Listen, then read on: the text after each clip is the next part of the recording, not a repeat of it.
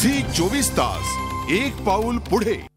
राज्यातल्या जलसिंचनाच्या स्थितीवरून मुख्यमंत्र्यांनी पुन्हा एकदा राष्ट्रवादीला टार्गेट केलंय। सिंचनाबाबत खूप चुका झाल्या असून जिथे चुका झाल्या तिथे आत्मपरीक्षण केलं पाहिजे या शब्दात त्यांनी जलसंपदा विभागाचा समाचार घेतला।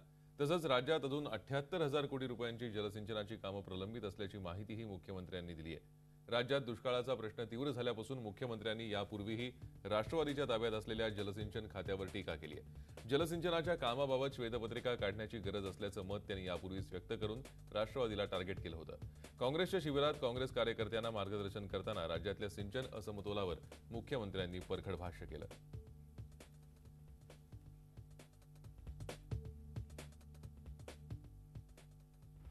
मोठी धरणं, मोठे लांब कालवे जे व्हायला वेळ लागतो, खूप पैसे खर्च झाले तरी कामं पुरी होत नाही।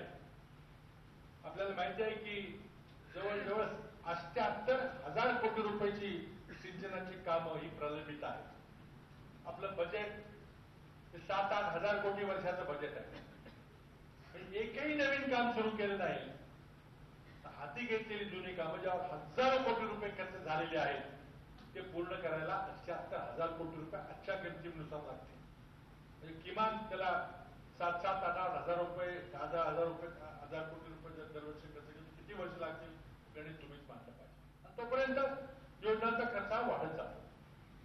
म्हणून काहीतरी मूलभूत विचार करायची गरज आहे। काही कुठे चुकतंय त्याचं आत्मपरीक्षण केलं पाहिजे की बाबा मोठी धरणं एका बाजूला आहे, तिथं धरणाच्या साईट असली तिथं धरणं कालवे काढणं गरजेचं आहे, पण त्याचबरोबर जलसंधारणाचा कार्यक्रम प्रचंड मोठ्या प्रमाणात हा राबवला गेला पाहिजे। झी 24 तास एक पाऊल पुढे।